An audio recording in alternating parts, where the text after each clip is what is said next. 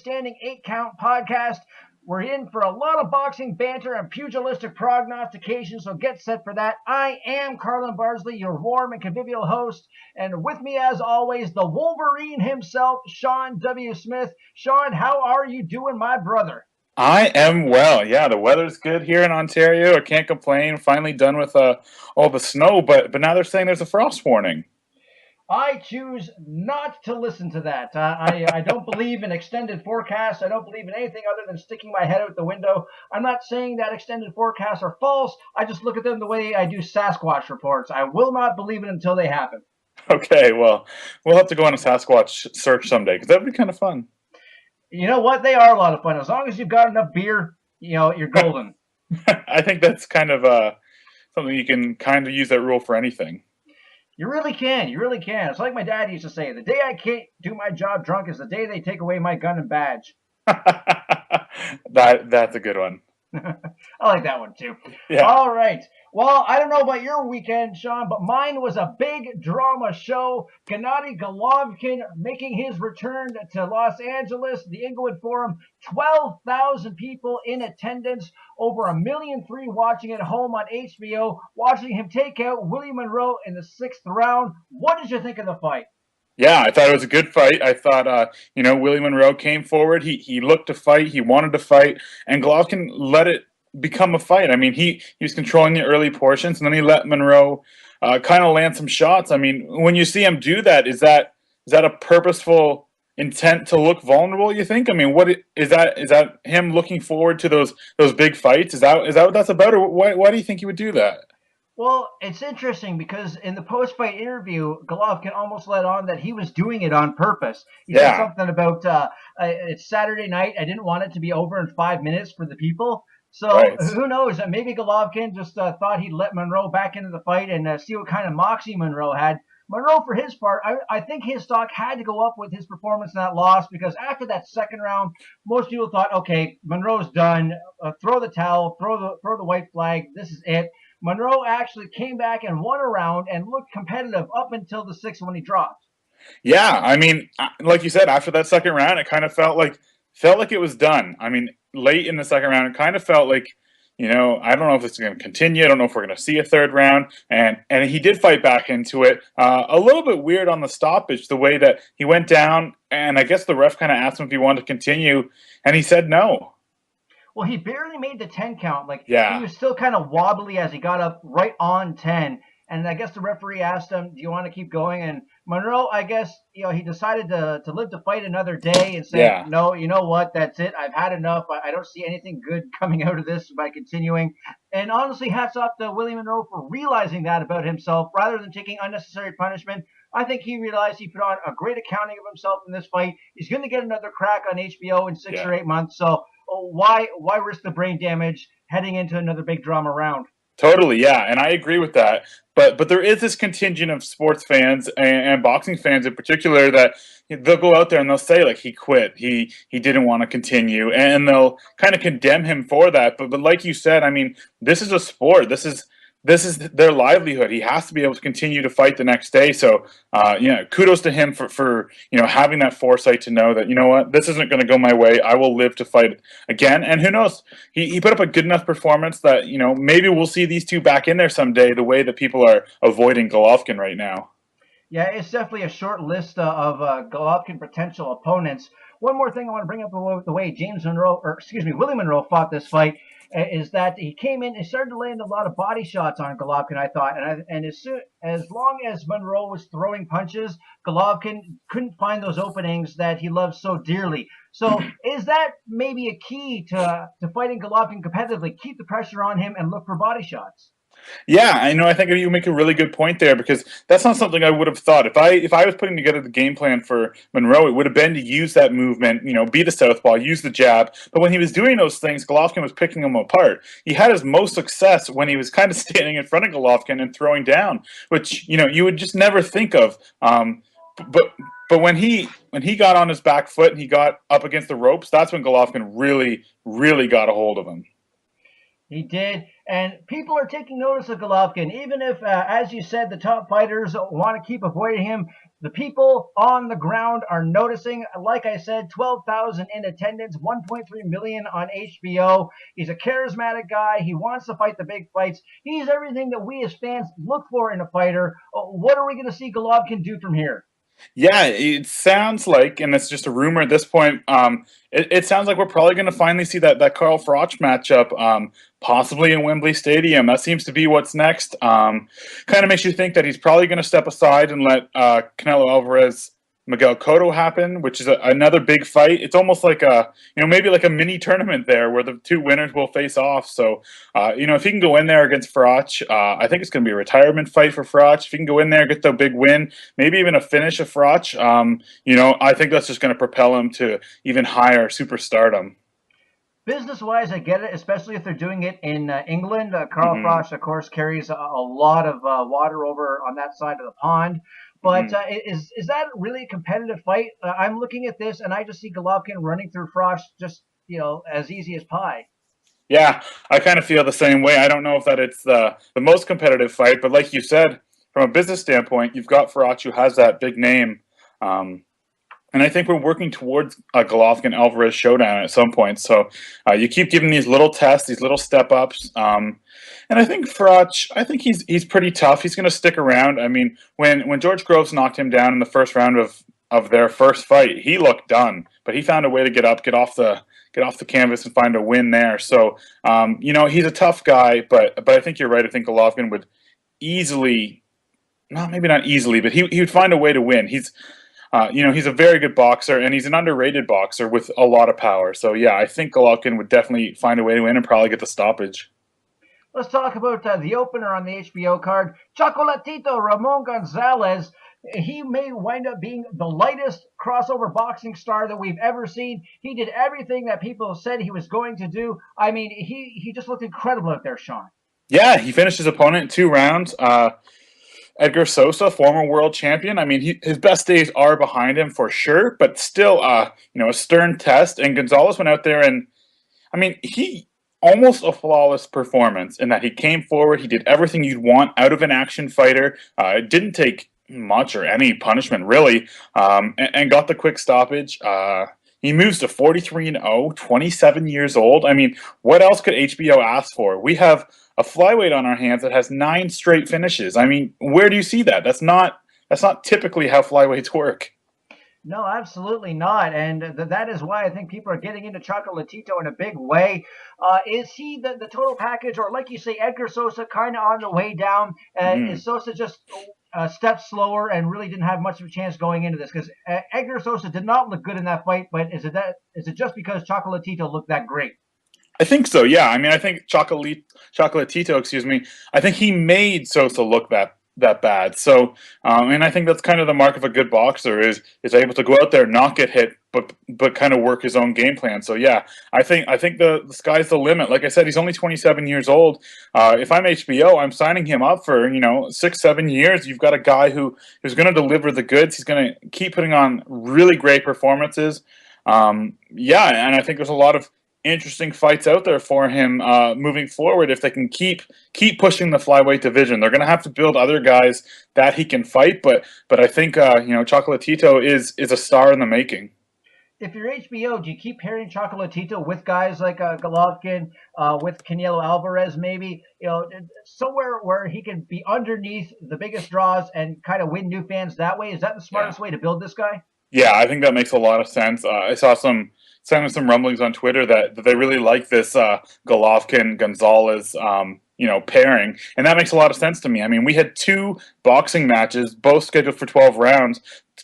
Together, they totaled less than 7 rounds. I mean, where do you see that? That's so rare in boxing these days, where guys, they play it so safe. The stoppages are few and far between. So to have this couple, this grouping that delivers in the ratings, delivers in the ring. And those fans, as much as they were there to see Golovkin, they were going nuts for Gonzalez, and even the ratings for Gonzalez were really good before the Golovkin fight. So I think they've got something here, and I really like the pairing. I think it made for a super exciting night of fights. It absolutely did. We have been spoiled with an embarrassment of riches the past few weeks with Canelo Alvarez, with Golovkin, and of course the big Maypac before that. I mean, I was all psyched. I'm like, okay, what do we have on tap this week? And not a lot. No, kind this of broke week. The streak there. Yeah, absolutely. But there's a lot of good fights coming up after this one. This weekend, the biggest fight is James DeGale, Andre Dirrell. It's not a bad fight. It's for the IBF Super Middleweight Championship of the World. James DeGale, former Olympic gold medalist. Andre Dirrell, a very good boxer as well. It's an interesting fight. I think I like DeGale here. I like his technical skills. I think he'll be able to outpoint Dirrell. But what's interesting about these two boxers is that you look through their records, there's not a lot of names there that the average fan is going to recognize. And the only two names that fans will really, really recognize is George Groves for James DeGale, which DeGale lost a split decision. And for Andre Dirrell, it's Carl Froch, and he lost that fight. So both of these guys have kind of lost their toughest tests to date. So those were kind of learning lessons, I guess. So they both had that loss to get over, to learn from. And I think I like DeGale here. I think he's just a little bit better. DeGale seems a little more crisp. I'm not a huge Andre Dirrell guy, but I do remember the Froch fight, and that was a few years ago. But if memory serves, that it wasn't the most exciting fight. No, he's not the most exciting boxer. He can be a little dull. He's gotten a little better as of late, a couple knockouts, but not really over names that you've really seen before. I think DeGale has kind of started to figure out what it takes to be a professional boxer as opposed to an amateur. He's kind of getting that little more aggressiveness that we'd like to see, a little more, using his power a little better. So, Dirrell is a good fighter, but I think DeGale is gonna get his world title win here. I think Badou Jacques just won his title from Dirrell's brother. He's supposed to face George Groves this summer. I think we're heading towards a James DeGale George Groves rematch. Maybe that's a Wembley Stadium fight, late this year, early next year, sort of thing, or maybe summer next year. But I think that's kind of what they're aiming for here. Well, not a whole lot of action this weekend, but one guy who will be in action is Tyson Cave, the man made famous by Teddy Atlas, losing his mind after Cave lost a very contentious split decision to Oscar Escandon. But you can say it, Carlin. He was robbed. He was robbed. He was robbed blind. Yeah, those scorecards were 118, 110 for that's what Teddy Atlas had it. Other scorecards that I saw on Twitter were even worse. I mean, some people had it 12 rounds to none. Some people had it 10 rounds to 2. Everyone had it for Tyson Cave. He was robbed. He is an uncrowned world champion. And you know what? He believes that too. In fact, let's hear from him now. And our guest this week is the man who will be taking on Walter Rojas in Moncton this weekend. He's gunning for a world title shot, and believe me, he has earned one. The pride of Halifax, Nova Scotia, the Prince of Halley, in fact, the one, the only Tyson Cave. Tyson, how you doing today? Hey, what's going on, guys? Thanks for having me. It's an honor, pleasure. Well, it's a pleasure for us to have you aboard, sir. And being that this is your first time on the program, can you tell the listeners just a little bit about how you got into boxing to begin with? I come from a cloth that's cut. You know what I mean? I'm from the streets. Just a kid running around the streets, needed some guidance, and I walked into a boxing gym about 18 years ago, and now I'm here today, one of the best super bantamweights in the world. Absolutely. Tell me, who did you look up to getting into the sport? There seems to be an obvious influence there from Prince Nassim Hamed. Prince Nassim Hamed, Sugar Ray Leonard, the greatest, Muhammad Ali. I loved Muhammad Ali for just what he's done outside of the sport and in the ring. And, it's a very big influence, and I try to set my trends as some of them things that he's done. You've got such an interesting style to watch. I really like it. There are some people who criticize it. How would you explain it to people who haven't seen you fight before? I'm Tyson Cave. There's only one Tyson Cave. You know what I mean? I fight. I'm an entertainer. I fight for my family. That's who I fight for. And some of the people who don't like it, they want to see me get knocked out, but they're still coming to see me fight, and that's what it's all about. I'm a very dangerous guy, because if you do happen to beat me, which that probably never usually happens, is I make you look really, really bad.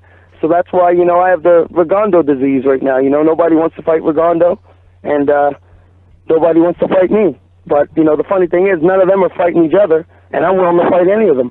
I'll fight them for free if I have to. Right. Where does that style come from? Because, I mean, you do things in the ring that other Canadian boxers, they just don't do. They could only dream about throwing punches from the angles that you do. How do you develop this style? It's natural. Everybody has a natural ability, and that's what people got to realize. You are what you are, you know what I mean? And at the end of the day, I have a great coach. Bunny Phillips has been in the sport for over 40 years, and when I got with Bunny as a professional from an amateur, he did not try to see. He knew I'm not a very big puncher. I'm not going to knock guys over one punch, and I'm a realist, and I say that. I can punch a little bit. My style is my style, and he's never tried to change that. He's always let me be myself in the ring. Sometimes in the corner, he says, "Calm down, Tyson," because I do some crazy things sometimes. But he's always been myself, and that's why I've been with Bunny Phillips for the last 10 years of my professional career, because he's always let me be me, and it seems to be working. You get with other coaches and they try, "Oh, you're a professional, you need to do this, you need to do that." No, Bunny says, "You need to be Tyson. You need to be the Prince of Halley," and that's who I am, and that's why we've been so successful as a team. Is that the secret to good coaching, is to use what the boxer does well already instead of trying to change them? It isn't a secret. It's a formula, and if more coaches would do it, then there'd be more success. Bunny's sitting right here. Say hi, Bunny. How you doing, guys? Hey, Bernie. How's it going? Good. Hey, there's an old saying: if it's not broke, don't fix it. So that's what we work with here. Perfect. That's what we're doing. Now, obviously, most fans outside of Canada know you for the fight against Oscar Escandon. Although you lost that fight by a split decision, nearly everyone thinks that you won that fight. What are your thoughts when you look back on how that fight went down? We're past that fight now. What's Escandon doing right now? He just lost his title in his first title defense against the number 10 guy who I don't even never heard of in my life. And the whole thing is that did nothing for Oscar. I'm still moving forward. I'm fighting. I'm on my second fight after that. I'm fighting again in July. Hopefully something in September. Belts are good for holding your pants up. I got enough belts. I got enough belts at home. I got about 6 of them, 6 professional belts. The only belt that I'm after right now is the world title. And if I keep winning, they cannot deny a winner. You can never deny a winner. And that's the great thing about this sport. I'm not losing and winning and losing and winning. I'm winning and winning. And by the end of this year, I will be the number 1 mandatory for everybody to fight. And then I'm going to start taxing that ass. Right now, they can fight me for a little cheaper. Once I'm number 1, I'm going to tax that ass. Well, just one more thing on the Escandon tip there. A big part rather of what made that event so memorable was that heartfelt rant that Teddy Atlas went on after the fight. He was almost in tears with the rage he felt at that decision. Did you ever get a chance to talk to Teddy Atlas about that? And what did you make of what he had to say? I thank Teddy. Teddy made me a star. Everybody in the world knows who I am now. And, I've always had mad respect for Teddy because, you know what, Teddy's like me. He's a realist. And he's in the sport because he loves it. He's not in the sport just for a paycheck. Teddy could have left the sport a long time ago. And he knows, this just didn't hurt me. This hurt my family. This hurt my coach, Bunny. My coach has been doing this for 40 years. The one chance he gets to fight for a world title is taken from him. They took it from me. They took it from Canada. They took it from my family. They took it from you. They took it from the sport of boxing. And I praise Teddy for doing that. He's a great man in my eyes. I might name my next kid after Teddy. You were supposed to fight for the Commonwealth title back in September.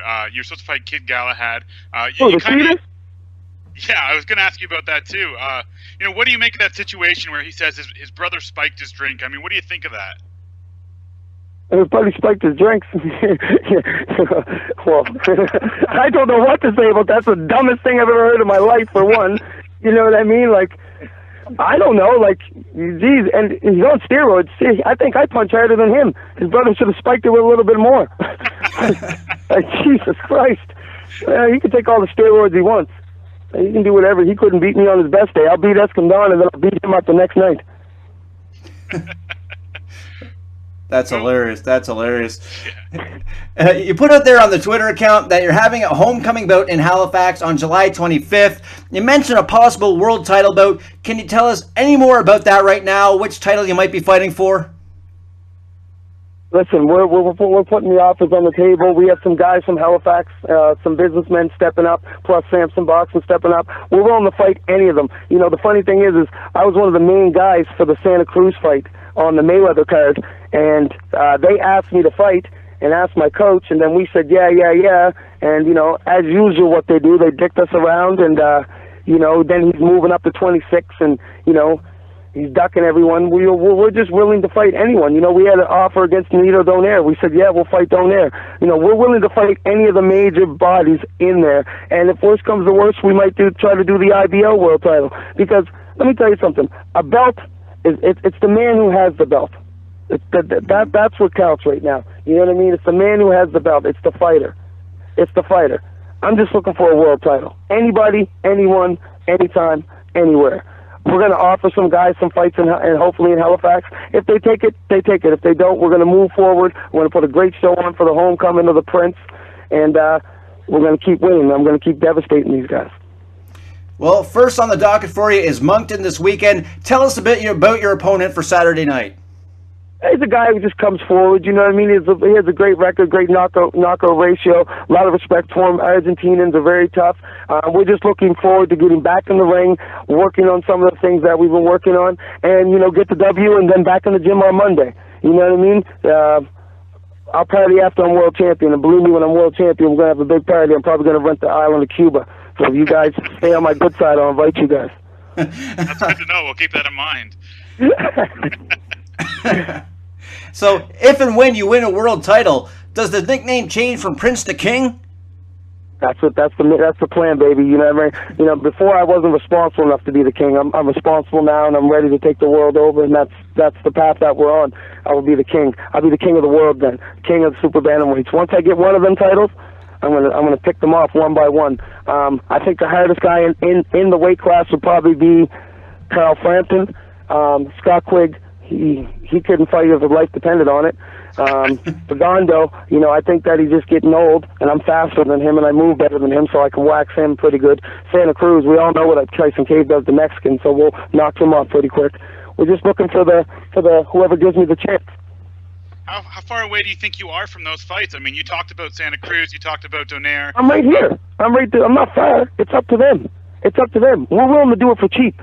You know what I mean? At the end of the day, we're just willing to get another shot. Everyone, you know, no one gave me a chance against the Escandon fight. You know what I mean? There was 3 people who thought that I was going to win: me, Bunny Phillips, and my father, Robert Cave. No one gave me a chance. I made that amateur look like an amateur, and that's what I do. You know what I mean? I'm in shape. I'm in great shape. My mental state is great.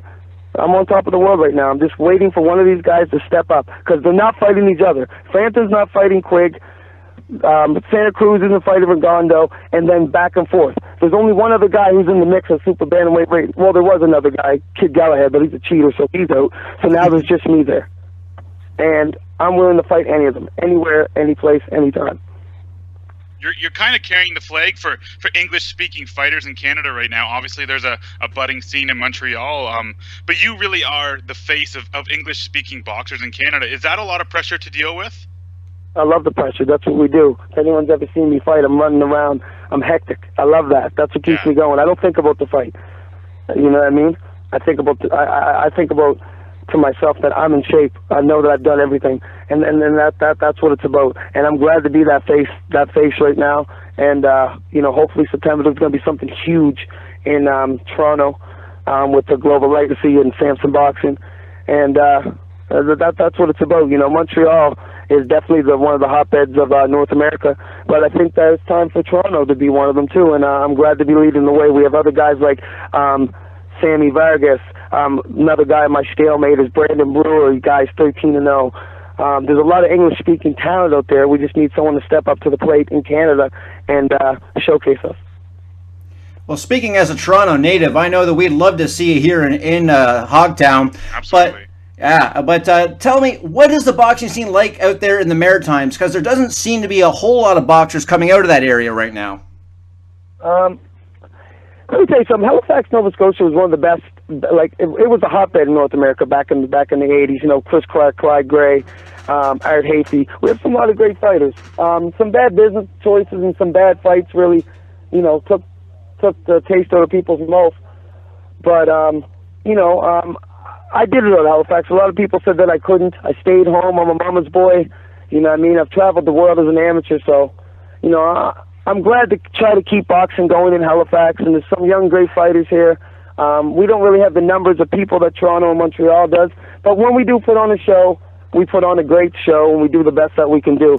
And obviously, we did something right because my father, Robert Cade, has taken me to, you know, a world ranking and, you know, 6 titles as a professional. So Halifax is great. Moncton, I'm fighting this weekend. The show's already sold out. It's great. You know, it's a small venue, hall. And let me tell you something. Sometimes a small venue hall is one of the best places to fight. And that's what some people forget. Don't forget from where you come from. And I come from small venues, and I love going back to them.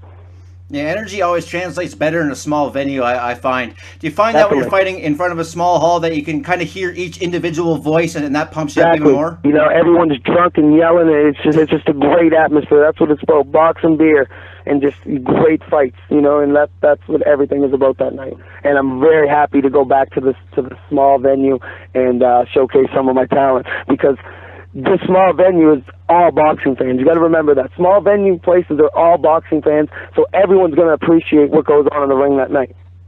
Absolutely. What do you make of the Canadian boxing scene as a whole right now? Do you think it's on the rise? Oh, my God, we have a lot of great fighters.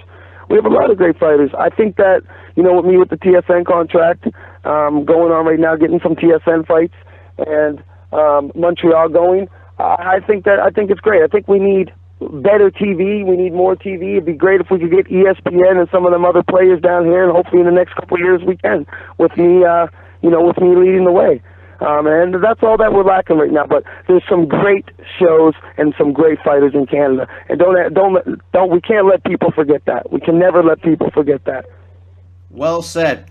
Well, Tyson, I want to thank you for your time today. I want to close this on something that we ask everyone that comes on the program. What is your favorite fight ever? My favorite fight? Jeez, you know what, guys? I'm a very, you know, I spent a lot of time with Mickey Ward down there in Boston. One of my old coaches, and him and Dickie Eklund, and I'd have to say all 3 of the Gotti trilogies with him. You know, it was a pleasure sitting there in Boston watching him watch the fights with me, and all 3 of them fights. I watched them numerous times with Mickey Ward, and just seeing the expression on his face, and just seeing the passion of just him watching it, and seeing his late great friend not being here, deceased now, really it was a very good treat for me to be there and experience that. Wow, great choice. Sean, you got anything else you want to add? Nothing else I want to add, but Tyson, is there any shout-outs you want to give? Any social media stuff you want to tell the people about? Yeah. You know, I just want to thank my whole team, Team Cave. I want to thank Terrence Lucas, you know, my best friends in the back seat with me, my camp manager. He was amazing this time, working everything out, taking the stress off my body. I'd like to thank Beater. You know, I just like to thank Canada, and I'd like to thank you guys. And you know, I will be king soon, guys. Well, we're looking forward to that. Tyson Cage, the Prince of Halley, soon to be the king, here on the Standing 8 Count. Well, there you have it, Tyson Cave. You said he's an uncrowned world champion. He definitely seems to believe it, and he's going to look to prove it again this weekend. Yeah. This weekend in Moncton, if you're in the area, I mean, he's got a pretty good fight coming up against Walter Rojas. He should win that fight. I suspect that he will. He talked about his other dates upcoming. You know, we talked a little bit about potentially a world title fight in Halifax in July. I mean, how cool is that? That'd be amazing. And the other little nugget of information that he dropped there, it was so quick I almost missed it, was that he's looking at maybe a fight in Toronto in September. That would be huge. I would love to do that, to see Tyson Cave fight live. I've never got the opportunity. You know, and he kind of talked about, you know, we're trying to get a bigger scene going here in the Toronto area, the Ontario, you know, the province of Ontario. So having a name like him, you know, an uncrowned world champion, as far as I think I'm concerned, as far as you're concerned. So yeah, if we could get him to headline a show out here, I think that would really help kind of bring fans in. you think he'll really take us to Cuba? I've already booked my tickets, so. You're throwing it all on the line, aren't you, brother? I like That's that. right. I'm going to send him the bill. Love it. Well, we've been teeing up Stephen Butler for 2 consecutive weeks. His fight finally happened, and since you're such a big Stephen Butler fan, I'll let you run with this one, my friend. Yeah, Stephen Butler went out there, looked good. Got the second round knockout against Teniente. Felipe Teniente moves to 12-0. He looked good for as long as the fight lasted, 4.5 rounds. I think he's starting to develop this confidence that you really need to kind of move forward, to move to that next level. And he's not ready for world class yet, obviously. He's only 12-0, 19 years old. I mean, he's got all the time in the world. There is no rush here. I think we've got a potential star in our hands as he continues to get more confident, as he continues to figure out his style, as he moves from the amateurs to the pros. He's got that power already. He's already got 3 knockouts in his last 4 fights. So, I think we've got a potential star in our hand, another world title contender at some point. Stephen Butler is high on a lot of prospect lists, but just as hot is Yves Ulysse in the Quebec scene, and maybe even more highly touted. He's 6-0. He's fought on the undercard of a couple of Jean Pascal fights. He seems to have star written all over him, Sean Smith. Yes, I am very high on this kid. I was lucky enough to be there for his first pro fight. I got to see it on the undercard of the Butte Pascal. He looked great there. Since that day, I've really been following his career. He's now 6-0, and he fights this weekend. So if you're in Quebec, if you're in Saint Jean-sur-Richelieu, he's going to be there. He's fighting Noel Rincon. I don't know if I pronounced that properly, but he should be able to pick up another victory. He's another one of these guys that. His amateur career was so. I mean, he could have been an Olympian. He was on the national team for 3 years, and now he's just trying to figure out this amateur to professional. And he showed more confidence. He's really almost arrogant in the ring. He uses a lot of interesting moves. He kind of reminds me of a little bit of Floyd Mayweather, but he's fights a little bit more arrogant than that. But it works for him. I mean, he's got the style that really works for him. And he's looked good so far in his career. So, his fight this weekend will probably be up on YouTube within a few days. So keep an eye on this kid. I really think the world of him. Yeah, Yves Ulysse is on the fast track to stardom, in my opinion, and from the sounds of it, yours. And a guy that was a star and now is trying to reclaim past glory, Donovan Razor Ruddock out of Toronto. He's on the co-main of that card. Razor Ruddock in 2015, Sean Smith. Yeah, I mean, it feels like he needs money or something like that, which is kind of sad. I got the opportunity in May to see him fight at the Hershey Center in Mississauga.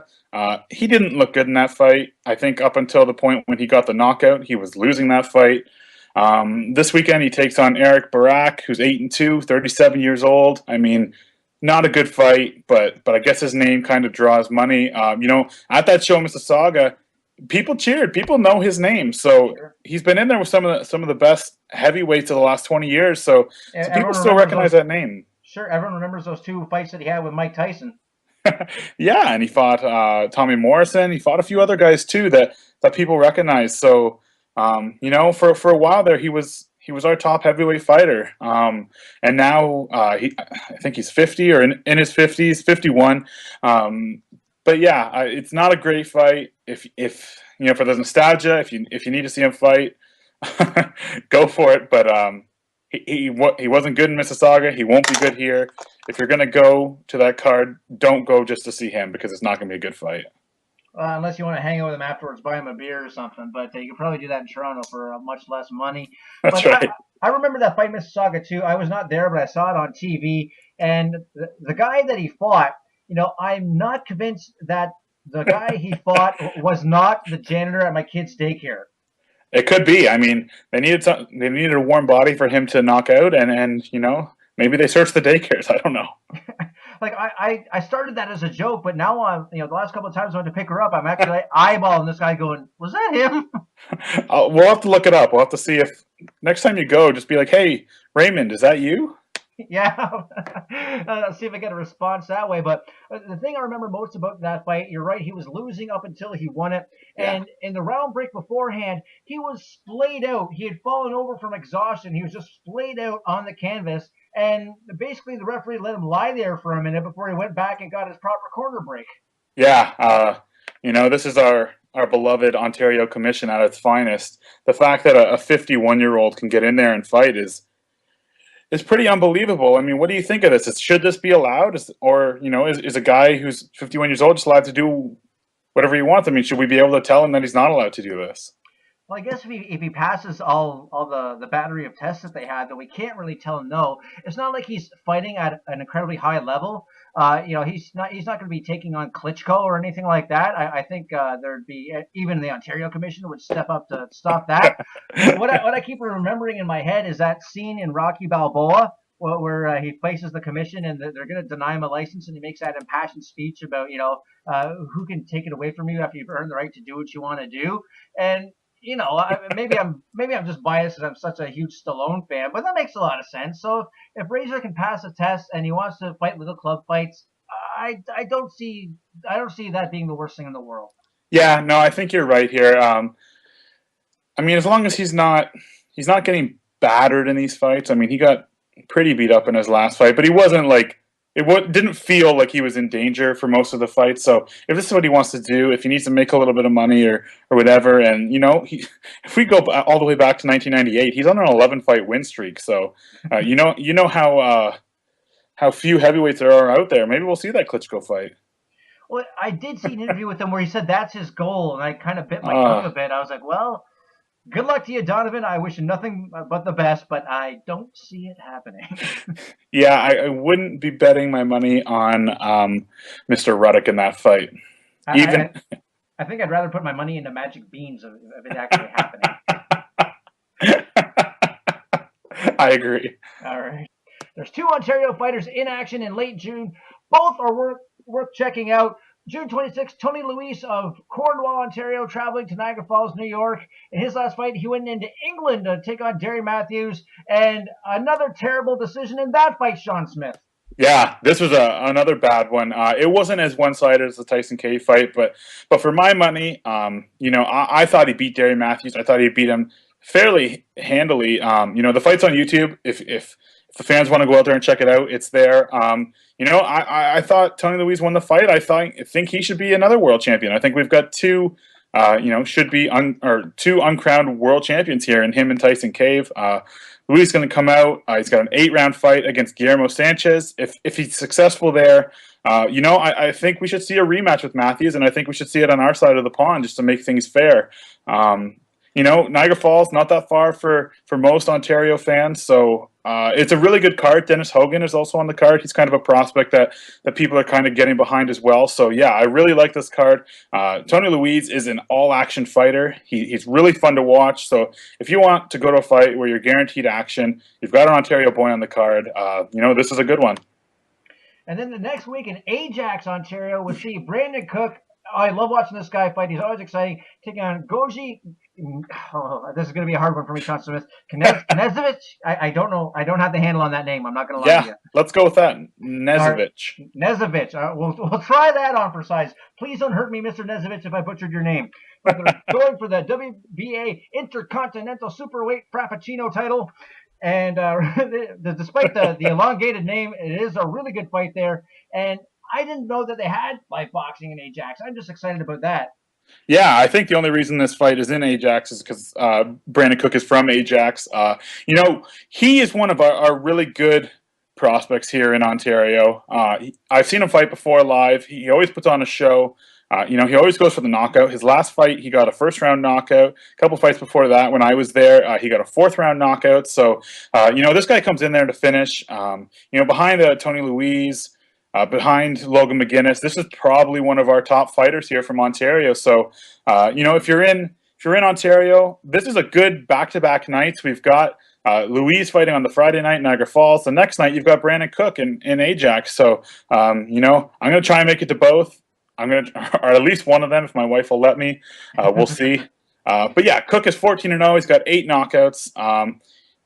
I think it's a good fight. I think it's going to be, kind of. It's not going to be a war, but it's going to be a good technical display, and I think they'll go back and forth. I think it's a competitive fight for sure. And also on that card is Ryan Young, and he's 7-0, really good prospect, and Josh O'Reilly, 3-0, another really good prospect. So I really like this show. I think it's another really interesting show, and United Promotions is really doing a lot for boxing here in Ontario with these shows. Yeah, United Promotions, a good outfit, and they were actually the ones that promoted that Razor Ruddock fight earlier in the year, weren't they? Yes, they were, yeah. So everyone needs a dark spot on their record. That's all I'm saying. I'm just kidding. But I think the real fight of that weekend that you just mentioned could be between you and Mrs. Wolverine, with you trying to go both those shows.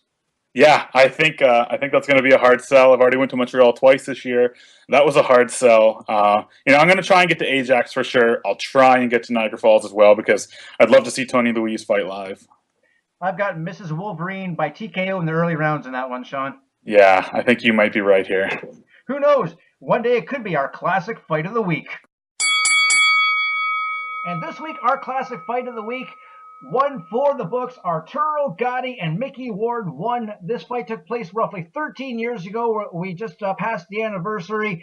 And my God, what a display of heroics. What a display of heart. What a display of athleticism. You can go on and on and on. Gotti and Ward became inextricably linked together after this fight, Sean Smith. Yeah, you can't talk about one without the other. And that, you've seen the Fighter, the movie? Sure, yeah. I mean, that was the one thing that bothered me about the movie, that they didn't even mention Gatti. And I know that they might work on another one, but how do you tell Mickey Ward's story and not talk about Gatti?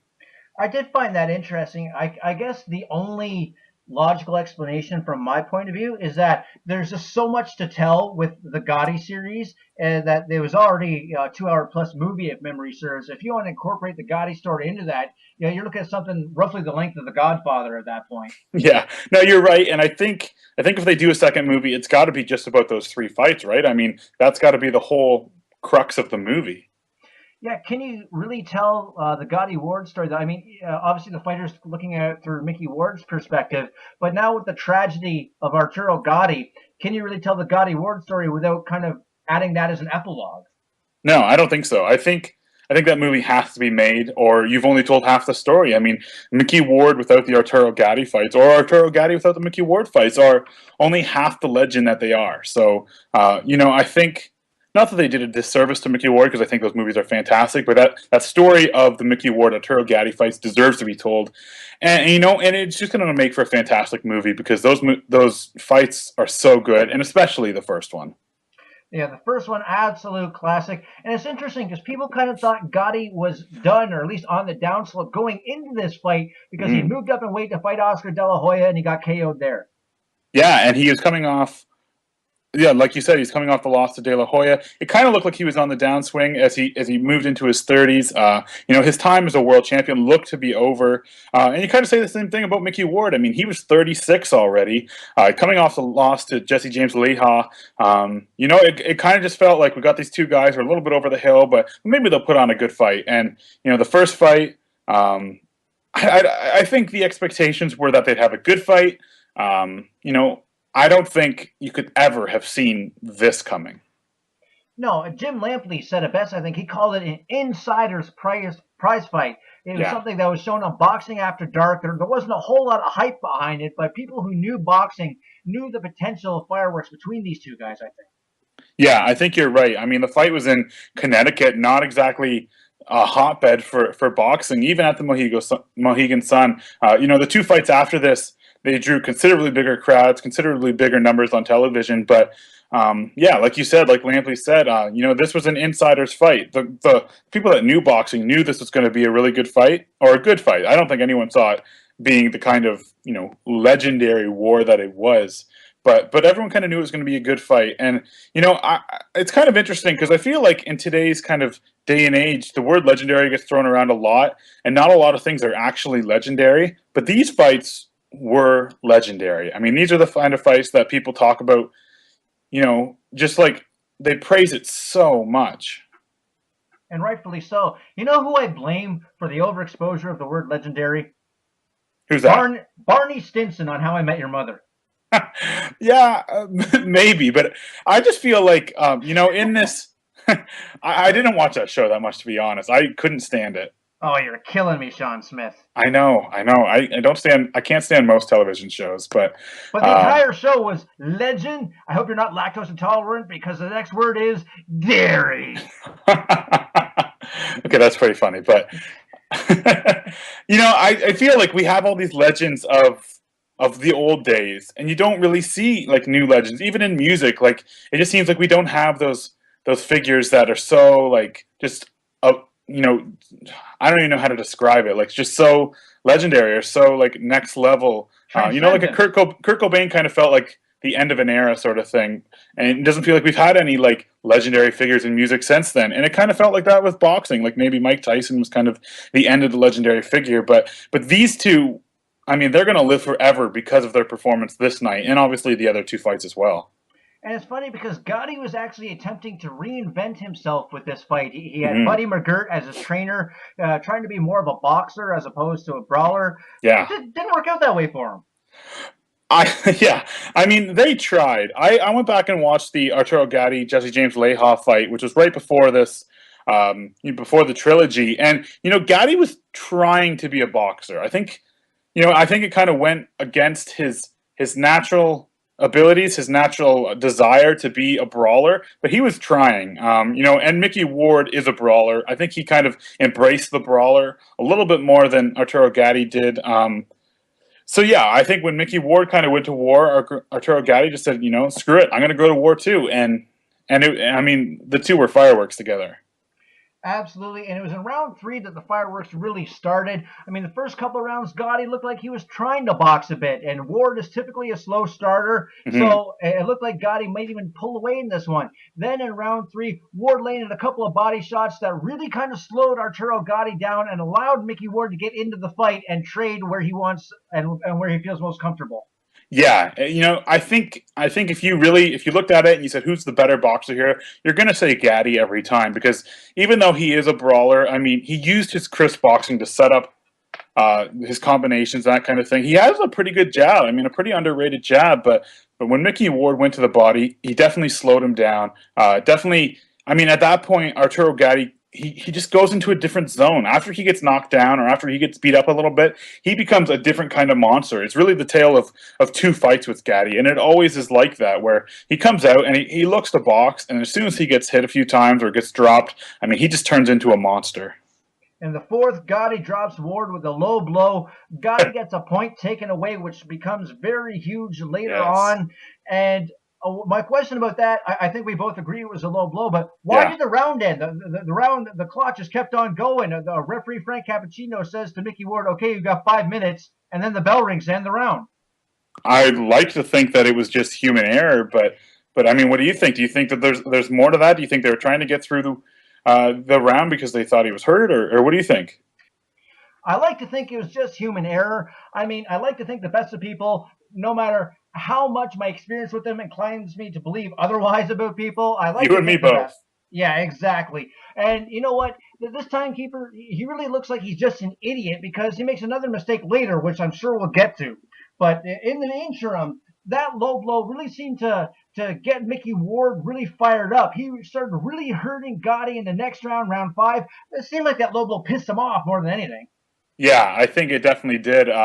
And just to go back to the timekeeper, I've done that before. I've had to be the timekeeper on a fight. I was doing an amateur show in Guelph, and there was this 2 super heavyweights. They had to be 300, 350 pounds, and I'm keeping the time. And I think I can't remember if it was late in the first round or early in the second round. They're fighting along the ropes, and the rope snaps and the ring breaks, and I completely forget to stop the time because I'm just like, oh my God, the ring is broken, right? And these two guys are just scrapping, the ref's trying to get them apart. And the guy next to me has to tell me, like, you got to stop the time, you got to stop the time. And it's just like, you really can get caught up in it. Obviously, that was at a much, much, much higher level than I ever have done it. But you really can get caught up in the moment.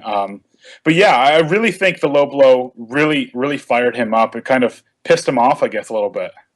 Yeah, and you could really see on Gotti's face that the body shots from Ward were hurting him at that point. Like every time Ward landed a good one, you kind of saw Gotti make that cringe face. Did you notice that?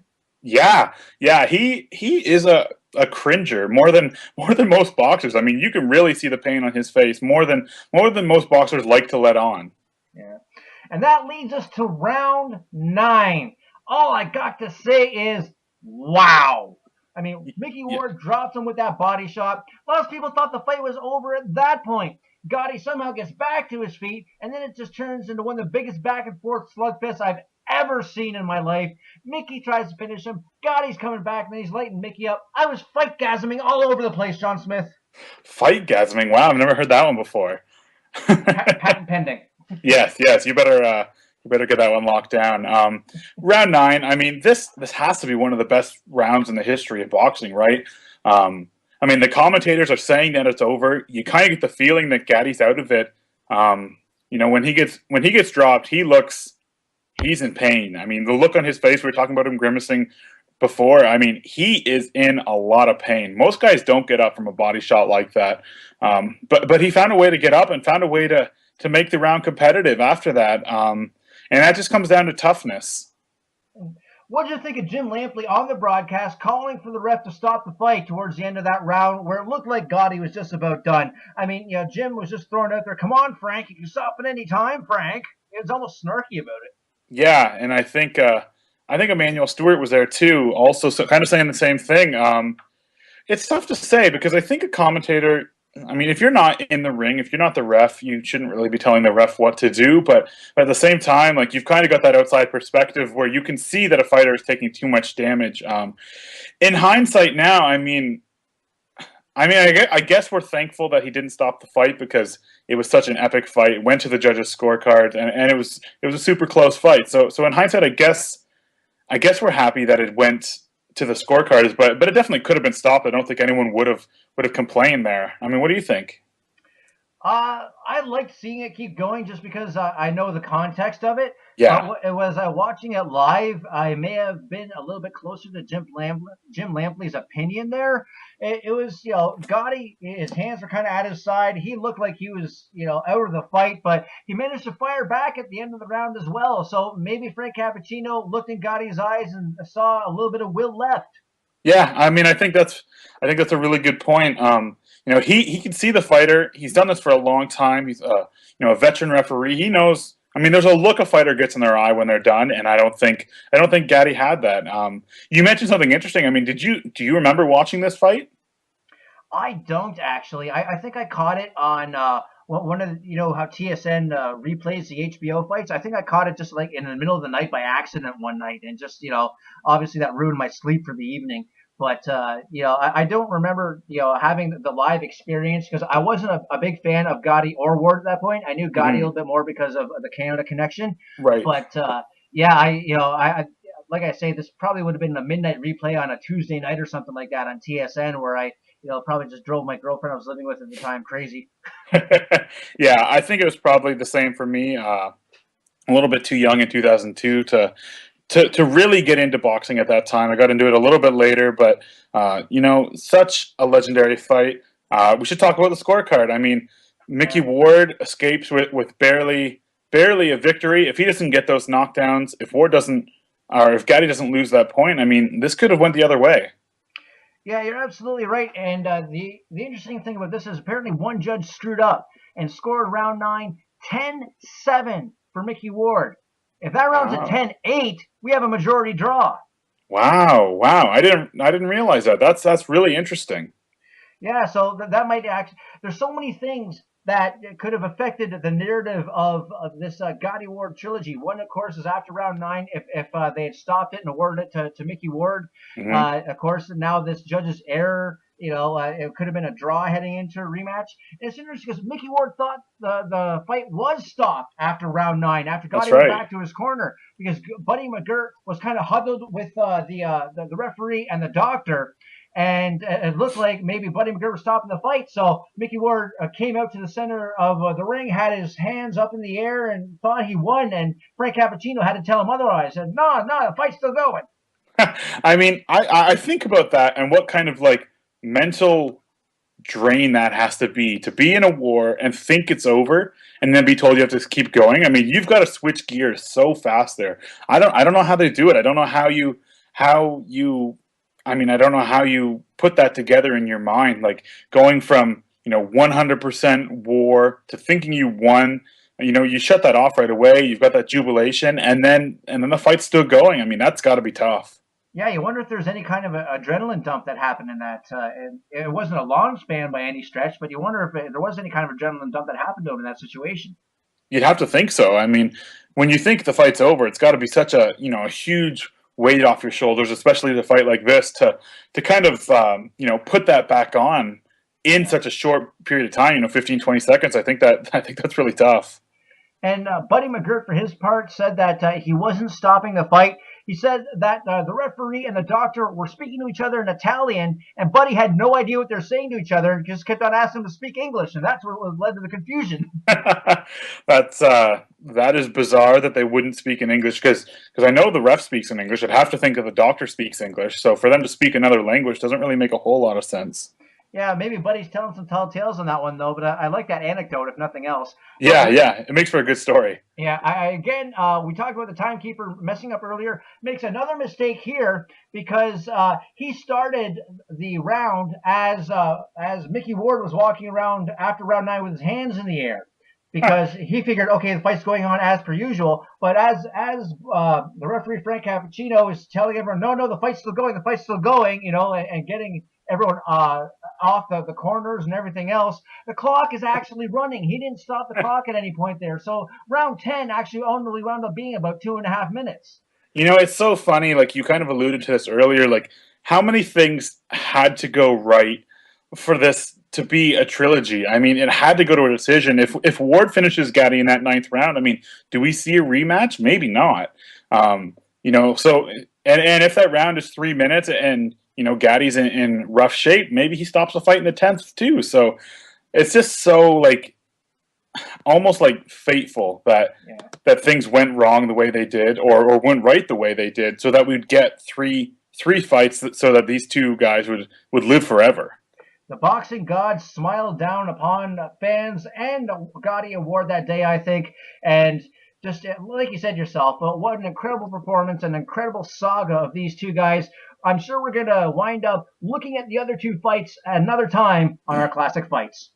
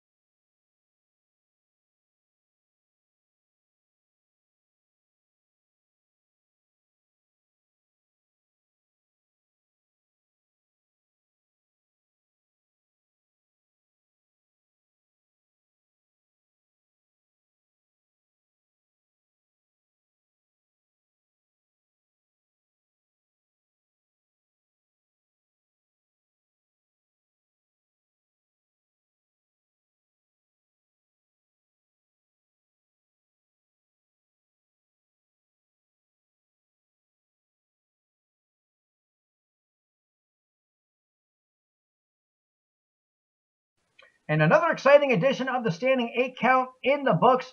Don't forget to follow us on Twitter at standing_8 count. That's standing_8 count. Sean Smith, anything else you want to say as we close out here? Just a big shout out to Last Word on Sports for hosting the show. We really appreciate it. Definitely check them out. They got a lot of great content there. And yeah, if you got any feedback for us, let us know. If you got any questions or guests you'd like to see, definitely just let us know. And it's a work in progress, like we said, and we're trying to get better all the time. Hit us up. We're always up for some good boxing banter and pugilistic prognostication. For the Wolverine, Sean Smith, I am Carlin Bardsley, and until we meet again, the bell has sounded.